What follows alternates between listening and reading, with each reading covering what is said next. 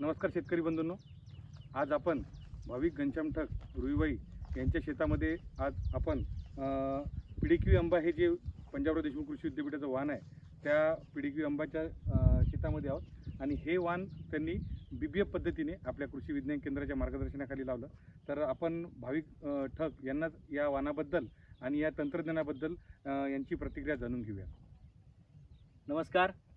मागच्या वर्षी आम्ही PDQ आंबा हे वाण विद्यापीठाकडून विकत घेतलं होतं।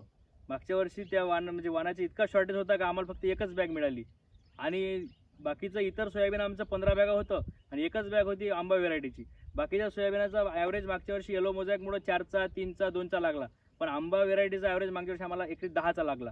त्याच्यामुळे आम्ही यावर्षी एकूण 17 एकर सोयाबीन पेरलं आणि 17 एकर सोयाबीनापैकी जवळपास आमची 14 एकर जे आहे व्हेरायटी ही आंबा व्हेरायटी आहे।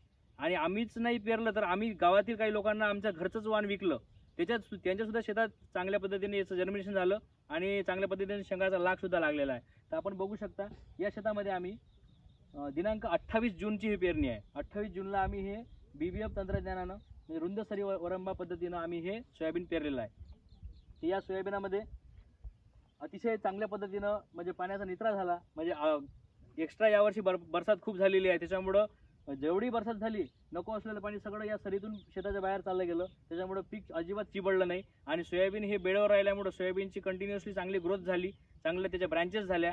आणि बाकी जर व्हेरायटीचं जर आपण पाहिलं रोगाचं प्रमाण तर त्या तुलनेत आपल्या या आंबा व्हेरायटीमध्ये रोगाचं प्रमाण अत्यल्प आहे।